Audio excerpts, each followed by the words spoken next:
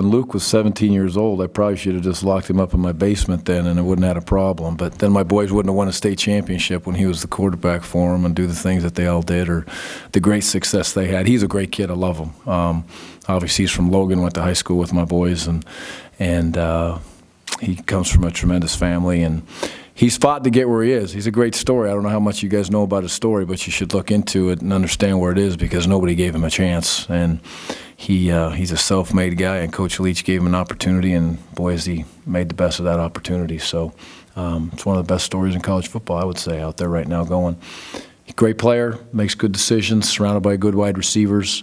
It's a scheme that is not easy to peg because Coach Leach is going to call it how he wants to call it, which is it's his baby now. He might take a shot on 4th and 1. He might, who knows? He might run a draw on 4th and 25. Who knows what's going to come out of that? And that's part of the tough part of preparing. And I always like that. I felt I was like that as a defensive coordinator. So good scheme, good players, good quarterback executing at a high level. And Luke is I'm glad to see him do it. I hope he doesn't play as well as he's played Saturday, though. I think the biggest thing for Luke, as I look at him, is how he's handling the pressure, the blitzes, and some things that are coming out and getting the ball out. And he's well coached, so he's been in that system for a while. We have to surprise him and try to make him uncomfortable. That's obviously part of the recipe that we're going to have success. Coach, have you seen much of a change in what Coach Leach is doing offensively this year from previous years?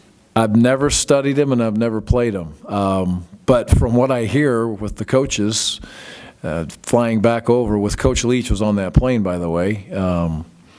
It was said many times that all he does is the same thing over and over and over, and no one can stop it. So from what they've said, I would say it hasn't changed much. It's an interesting offense that a lot of people have implemented into their programs as they've gone through. I know that Coach Dykes was heavily involved, and that list goes on and on that have been around Coach Leach for a number of years. I don't know if they've taken on the pirate side of him, but they've taken on the offensive side a lot of times.